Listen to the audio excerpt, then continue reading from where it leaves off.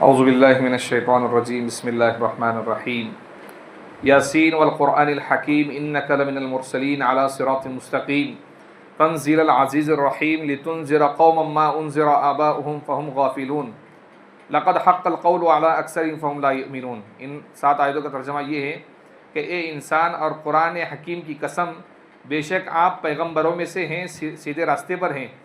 बेशक ये कुरान करीम उतारा हुआ है उस ज़ात का जो ज़बरदस्त और बहुत ज़्यादा रहम करने वाली है, ताकि आप डराएं ऐसी कौम को, ऐसे लोगों को जिनके बाप दादा के पास, जिनके बाप दादा को नहीं डराया गया तो वो गफलत में पड़े हुए हैं।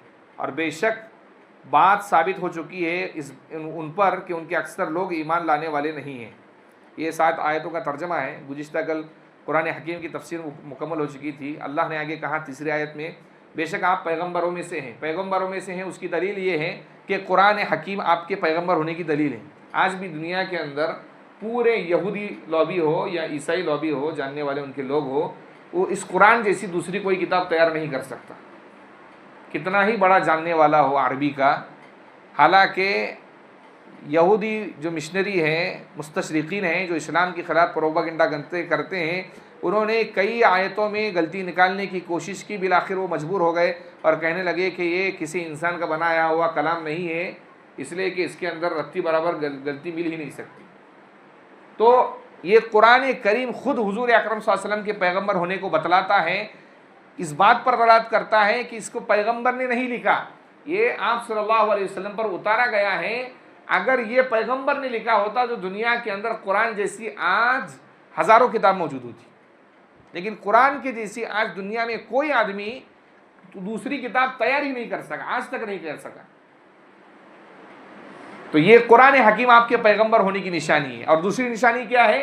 तो अल्लाह ने कहा अला सिरातिल मुस्तकीम, आप सीधे रास्ते पर हैं। सीधे रास्ते पर एक है सही रास्ते पर होना और उस पर जमे रहना, ये पैगंबर की सिफत होती है। पैगंबर कभी भी रास्ते से हटता नहीं है, इसलिए कहा गया सिरात इहदिना सिरातल मुस्तकीम अला सिरातिल मुस्तकीम, सीधे रास्ते पर।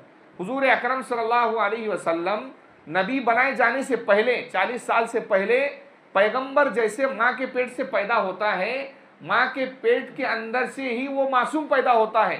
दुनिया के अंदर जितने पैगंबर आए, किसी पैगंबर से कभी कोई गुनाह नहीं हुआ। इस क्यों नहीं हुआ? इसलिए कि अल्लाह रब्बुल इज़्ज़त उन पर पूरी निगरानी और पूरी तवज्जो रखते हैं। अपने पैगंबर को दूसरे बाज़ लोग कहते हैं कि भाई वो भी इंसान थे, वो मनुष्य थे।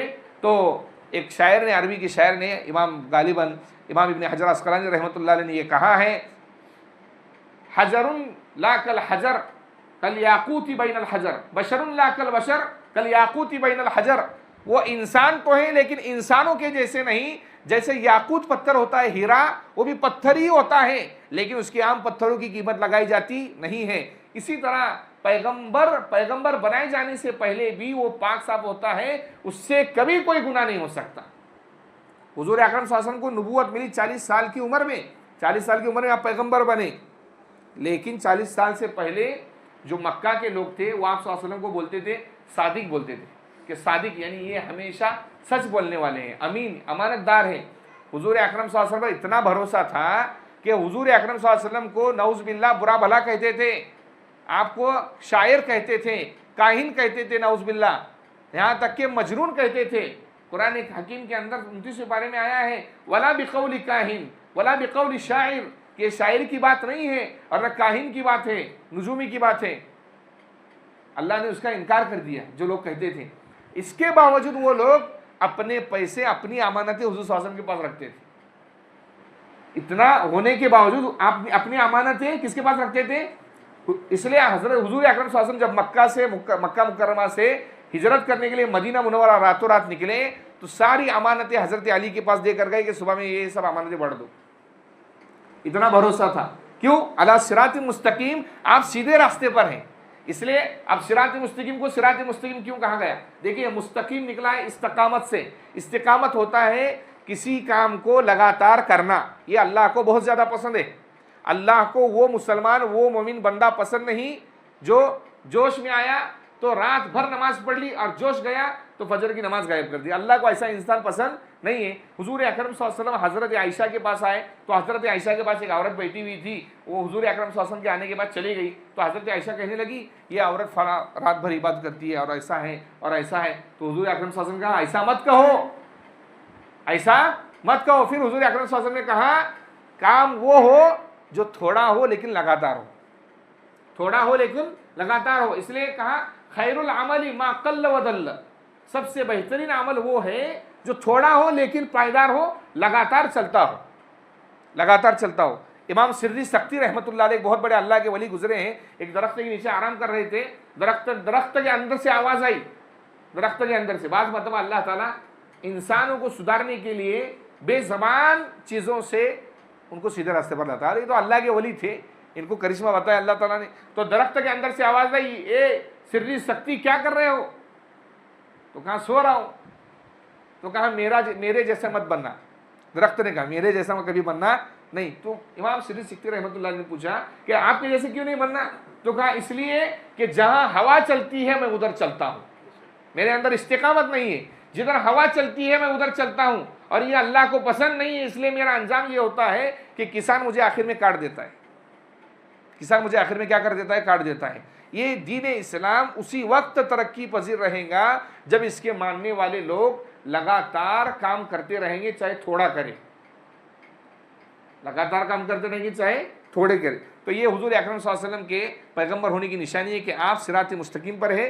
तंजील अल अज़ीज़ुर रहीम, अल्लाह ताला ने कुरान उतारा है तो अल्लाह कह रहे हैं कि ये उस ज़ात की तरफ से उतारा गया है जो ज़बरदस्त है। अल्लाह की ताकत सबसे ख़तरनाक ताकत है, उसकी ताकत का कोई मुकाबला कर सकता? कोई मुकाबला अल्लाह रब्बुल इज़्ज़त की ताकत का नहीं कर सकता। और रहीम, और रहम करने वाले भी अल्लाह डरा भी रहे हैं कि हमारा कलाम उतारा है, इसमें कोई आदमी रत्ती बराबर इसमें कोई चेंजिंग एक हर्फ अंदर दाखिल नहीं कर सकता। लेकिन अगर जो कुरान करीम पर अमल करेगा रहीम, तो हम उस पर रहम करने वाले हैं। हुजूर अकरम सल्लल्लाहु अलैहि वसल्लम पर ये जो आयतें उतरी है, तो हज़रत इब्राहीम अलैहिस्सलाम के बाद इस्माइल अलैहिस्सलाम आए मक्का के अंदर, और इस्माइल अलैहिस्सलाम के बाद फिर कोई पैगंबर नहीं आया, कोई पैगंबर नहीं आया। कब तक नहीं आया? हुजूर सल्लल्लाहु अलैहि वसल्लम के आने तक। लेकिन पैगंबर के जो नाइबीन होते थे, दूसरे बाद में से जो पैगंबर आए, उनके नाइबीन जो होते थे वो वहां पर आकर उनको सुधारते थे। इसलिए मक्का के अंदर कुछ लोग ऐसे थे जो दीन इब्राहिमी पर अल्लाह को एक मानते थे। मक्का के लोग जो मुशरिक और बुत परस्त थे, इसका मतलब ये नहीं है कि वो अल्लाह को नहीं मानते थे। मक्का के लोग अल्लाह को मानते थे, लेकिन अल्लाह के साथ दूसरे खुदा को भी मानते थे। लात भी खुदा है, बुत वदा भी खुदा है, यगूस भी खुदा है, ये सब खुदा बना के रखे थे उन्होंने। तो अल्लाह ने कहा आगे लितुनज़िरा, आप डराए उन लोगों को, मक्का के लोगों को, जिनके पास, जिनके बाप दादा के पास कोई इस्माइल सलाम के बाद कोई पैगंबर आया नहीं है।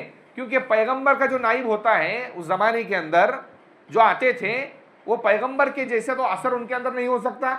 इसलिए अल्लाह ताला ने हुजूर अकरम सल्लल्लाहु अलैहि वसल्लम को उनके पास भेजा ताकि उनको मुकम्मल तौर पर डराए। फ़हुम गाफिलून, इसलिए कि वो गफलत में पड़े हुए हैं। 7वीं आयत है लक़द हक़्क़ल क़ौलु अला अक्सरिहिम फ़हुम ला युमिनून, बेशक बात उन पर साबित हो चुकी है कि उनके अक्सर लोग ईमान लाने वाले नहीं हैं। अब देखिए बात का मतलब क्या है। अल्लाह ने कहा है लअम्लअन्न जहन्नम मिनल जिन्नति वन्नासि अजमईन, अल्लाह ने कहा मैं ज़रूर भी ज़रूर जहन्नम को इंसानों और जिन्नातों से भरूंगा। अल्लाह ने कहा है ये इन्नल्लज़ीना हक़्क़त अलैहिम कलिमतु रब्बिक ला युमिनून, बेशक तेरे परवरदिगार की बात सच साबित हो चुकी है कि वो ईमान लाने वाले नहीं हैं।